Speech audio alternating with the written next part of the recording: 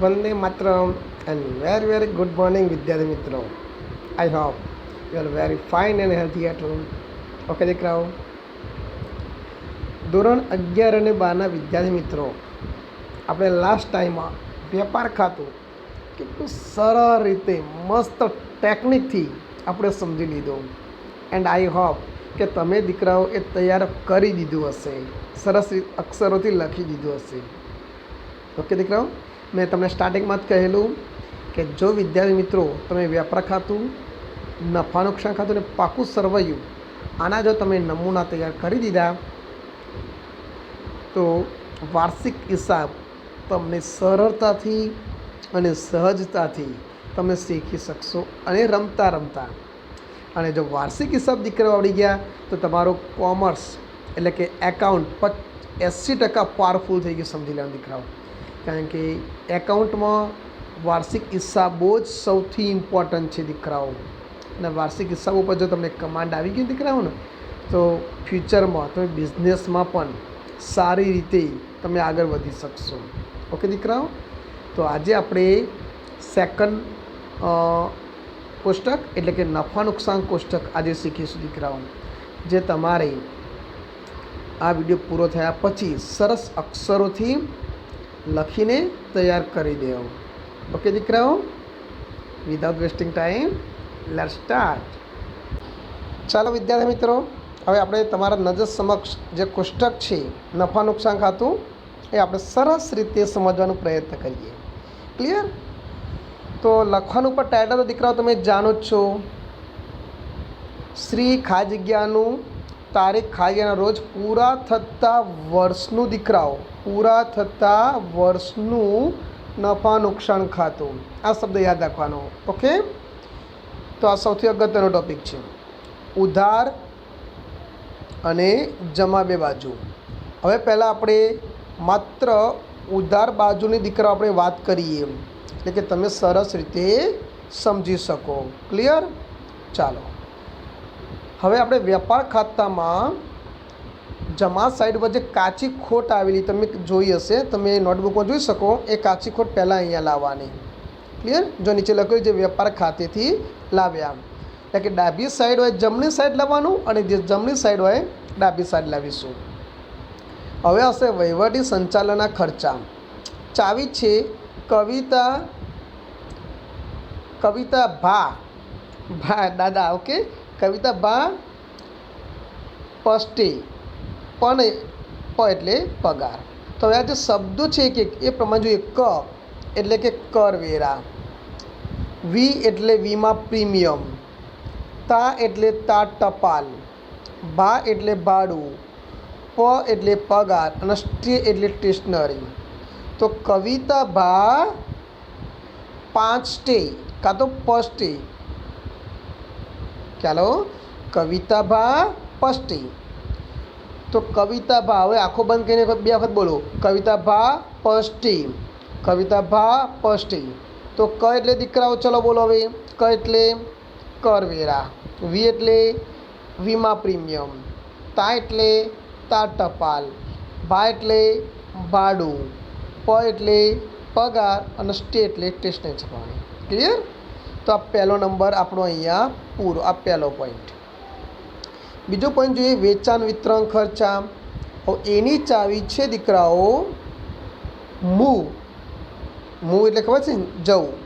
મૂ જાજા, મૂ જાજા 100 પૈસે. 100 એટલે શોરૂમ, પૈસે એટલે અંદર એન્ટર થવું. તો મૂ જાજા 100 પૈસે. એટલે મૂ એટલે ખસ, જાજા એટલે શોરૂમમાં જા, પૈસે એટલે એમાં પેસ, એમાં જા. સાદી ભાષામાં ગામડાની ભાષામાં કે તું એમાં ભાઈ પેસ નહીં યાર, એમાં જા ને યાર, એવી રીતે. તો દીકરા મૂ પહેલો જોઈએ. મૂ એટલે મુસાફરી ખર્ચા, વ એટલે વખાના ખર્ચા, જા એટલે જાવક માલ ગાડા ભાડું. જાવક માલ ગાડા ભાડાનું બીજું નામ છે વેચાણ માલ ગાડા ભાડું. કારણ કે દીકરાઓ જ્યારે માલ વેચીએ ને, કોઈ વેપારી માલ વેચે ને તો એને ગાડા ભાડું આપવું પડતું હોય છે, એટલે વેચાણ કરે છે એટલે એને જાવક જાય છે, જાવક માલ ગાડા ભાડું. ત્યારબાદ જા જાહેરાત ખર્ચ, વિજ્ઞાપન ખર્ચ કહેવાય. સો એટલે શોરૂમ, મેં તમને પહેલાં જ કહી દીધું. ક્લિયર? પે એટલે પેકિંગ ખર્ચ, ડિલિવરી ખર્ચ, આ બધું આવી ગયું. સે એટલે સેલ્સમેન, બોનસ, પગાર, કમિશન. પગાર ઉપર પણ આવી ગયું. તો સેલ્સમેનનો પગાર, સેલ્સમેનની બોનસ, સેલ્સમેનનું કમિશન. ક્લિયર? તો બીજી ચાવી કઈ છે દીકરાઓ? મું જાજા સો પેસે. કઈ છે દીકરાઓ? મું જાજા સો પેસે. તો આ બીજો પોઈન્ટ. પહેલો પોઈન્ટ કયો હતો? કવિતા ભા પર સ્ટે. કવિતા ભા ઉપર સ્ટે છે. જો સરસ યાદ રહી ગયું. કવિતા ભા પર એટલે પર, સ્ટે છે. તો ક એટલે દીકરાઓ કરવેરા, વી એટલે વીમા પ્રીમિયમ, તા એટલે તાર ટપાલ, બા એટલે ભાડું, પ એટલે પગાર અને સ્ટે એટલે સ્ટેશનરી. બીજો ટોપિક દીકરાઓ, મું જાજા સો પેસે.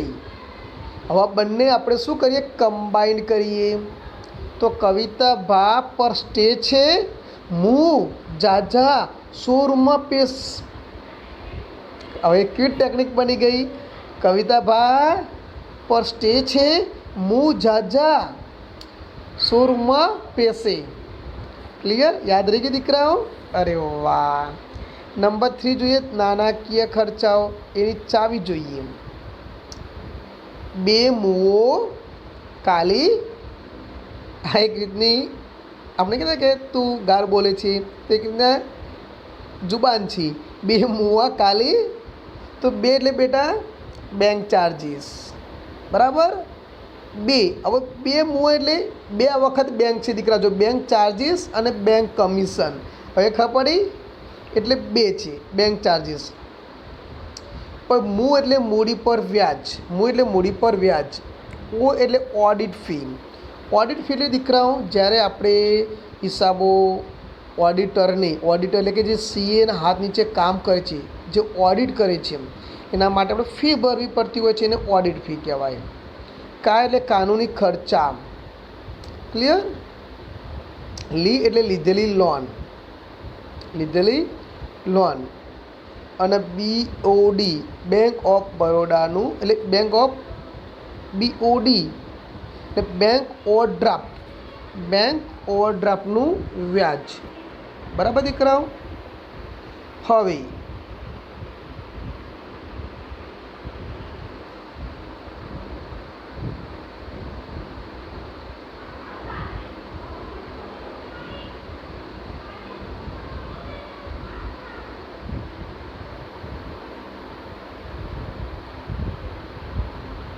તો દીકરાઓ ત્રીજો નંબર આપણો તૈયાર થઈ ગયો. ત્રીજો નંબર શું છે? બે મુઆ ઓકાલી એટલે બેંક ચાર્જીસ, બેંક કમિશન, મૂડી પર વ્યાજ, ઓડિટ ફી, કાનૂની ખર્ચા અને લીધેલી લોન.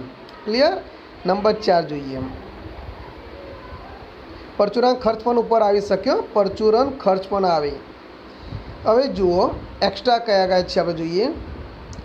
ચાવી આનું ઘસાવે પદ. પદ ઓકે. તમારી રીતે વ્યવસ્થિત જો બીજી ટેકનિક બનતી હોય તો દીકરા બનાવી શકો છો. આ એટલે આગથી થયેલ નુકસાન. આ બધા ખર્ચા છે દીકરા. બરાબર? ચોરી થયેલ નુકસાન એવી રીતે. ત્યારબાદ ઘ એટલે ઘસારો. ઘ એટલે ઘસારો. પછી વે એટલે વેચાણ ખોટ. પ એટલે પરચુરણ ખર્ચા. ધ એટલે ધર્માદા ખર્ચ. ક્લિયર? તો આ નંબર 4 હતો.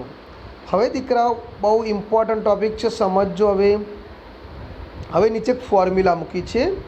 અહીંથી આખી નીચેની ફોર્મ્યુલા છે દીકરા, સમજજો. આ ફોર્મ્યુલા તમારે પરફેક્ટલી યાદ રાખવાની છે. બે ફોર્મ્યુલા આવે. ફોર્મ્યુલા અહીંયા સુધી રહી એને એ ફોર્મ્યુલા કહીશું. એ ફોર્મ્યુલા આપેલ વટાવ લખવાનો કાચા સરવૈયાનો. આપેલ વટાવ જે કાચા સરવૈયામાં એટલે દાખલામાં આપ્યો તે લખવાનો, પ્લસ દેવાદાર વટાવ અનામત જે હવાલામાં. હ એટલે હવાલો. જો અહીંયા નીચે હ લખ્યું છે. હ એટલે હવાલો. અને માઇનસ દેવાદાર વટાવ અનામત કાચા સરવૈયામાં જે જમા બાજુ આપ્યો માઇનસ કરવાની. ક્લિયર? તો આ તમારો એ પોઈન્ટ પૂરો થયો. એ ફોર્મ્યુલા. હવે બી ફોર્મ્યુલા ફિક્સ જ છે એ કમ્પલસરી દરેક દાખલામાં લખી જ દેવાની. એક દાખલામાં દીકરાઓ આ ફોર્મ્યુલા જે બી છે એ બી ફોર્મ્યુલા લખી દેવાની. ક્લિયર? પહેલું ગાલખાદ, કાચા શેરવાની ગાલખાદ પ્લસ ગાલખાદ અનામત પ્લસ ગાલખાદ હવાલાની, ગાલખાદ હવાલાની પ્લસ ગાલખાદ અનામત હવાલાની. ત્રીજો નંબર ગાલખાદ અનામત હવાલાની માઇનસ આ ત્રણનું ટોટલ કરવાનું, માઇનસ ગાલખાદ અનામત કાચા સરવૈયાની માઇનસ થાય. ક્લિયર? આ ટોપિક હું તમને ફરીથી સમજાવું દીકરાઓ, ધ્યાન આપો. આ જે પોઈન્ટ છે ગાલખાદનો મોસ્ટ ટાઈમથી દરેક દાખલામાં આવે એટલે મારે ફરીથી સમજાવવું પડશે. પહેલાં ગાલખાદ કાચા સરવૈયાની લખી દેવાની અંદર આપ્યું હોય તો, ના આપ્યું હોય તો ડેશ.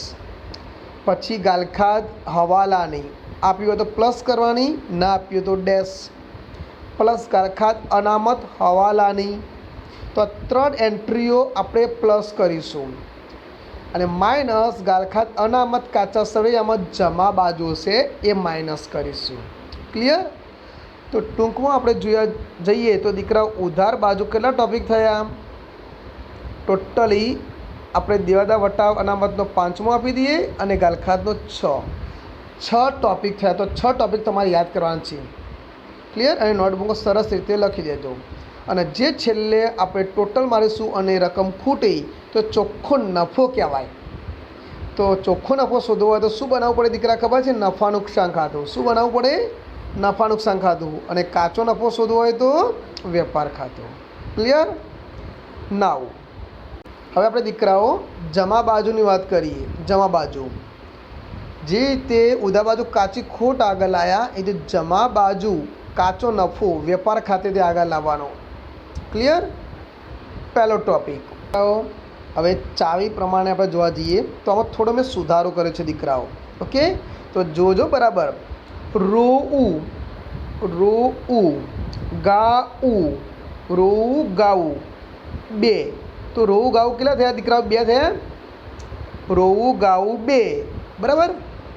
ડીપ, જો પ અહીં આપ્યું છે ડીપ, તમે આ રીતે લખજો. તો રોઉ ગાઉ 2, તો 2 વાર થયું, એક રોવાનો અને એક ગાવાનો એટલે 2. તો રોઉ ગાઉ 2 ડીપમાં, ધીમી જો એટલે પ આગળ લઈ લેજો, ધીમી. ક્લિયર? અને 5મ. તો ટેકનિક શું બની દીકરાઓ? રોઉ ગાઉ 2 ડીપ, ધીમી 5 મળી. હવે બરાબર સમજો દીકરાઓ. રોઉ, રો એટલે રોકાણોનું વ્યાજ, ઉ એટલે ઉમેદવારનું પ્રીમિયમ. મેં તમને જે આગળ સમજાવી દઉં એપ્રેન્ટિસનું પ્રીમિયમ કહેવાય. ક્લિયર? જેની શું હોય દીકરાઓ? જમા બાકી હોય. પછી રોઉ ગાઉ, ગા એટલે ગાલખાદ પરત.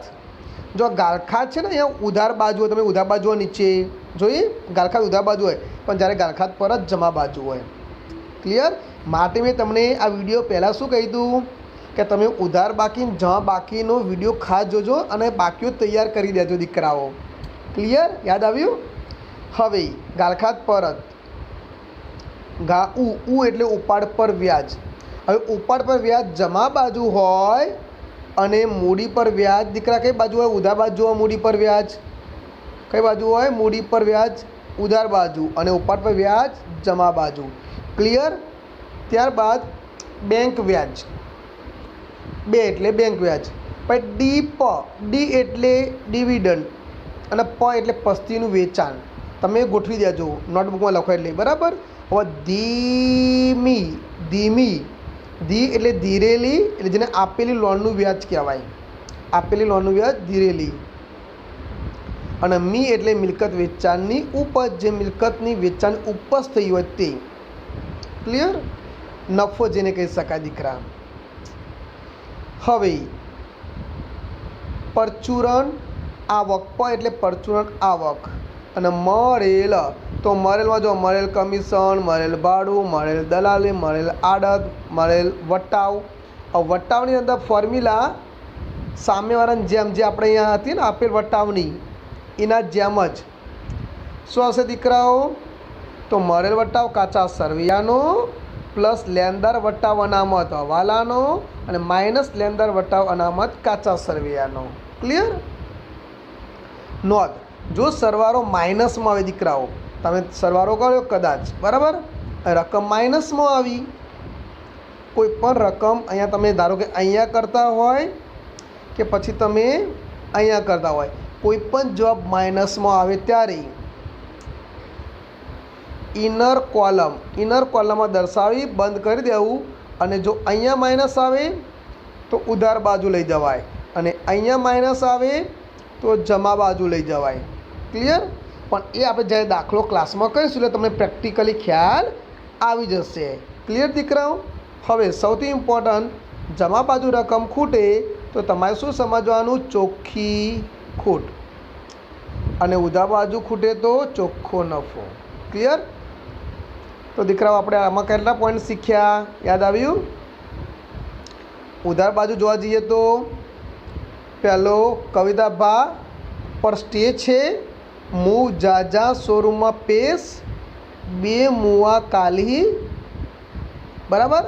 અને પછી આ તમારી ફોર્મ્યુલાઓ છે, આ તમારી ફોર્મ્યુલાઓ છે.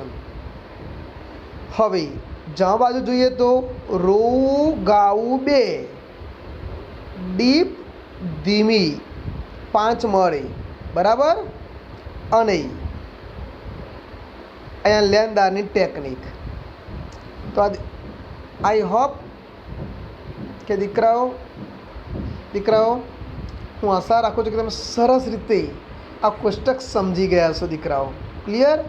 તો આનો સ્ક્રીનશોટ વિડીયોની પાછળ મૂક્યો છે, તમે લખી શકો છો.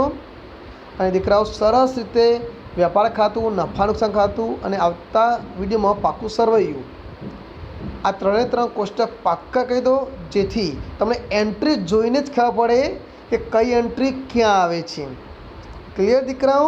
જો આવક માલ ગાડા ભાડું આવે તો વેપાર ખાતું, અને જાવક માલ ગાડા ભાડું આવે તો નફા નુકસાન ખાતું. જો અહીંયા આ બહુ ઇમ્પોર્ટન્ટ છે દીકરાઓ, ખૂબ જ જરૂરી છે. Okay, bye, see you again.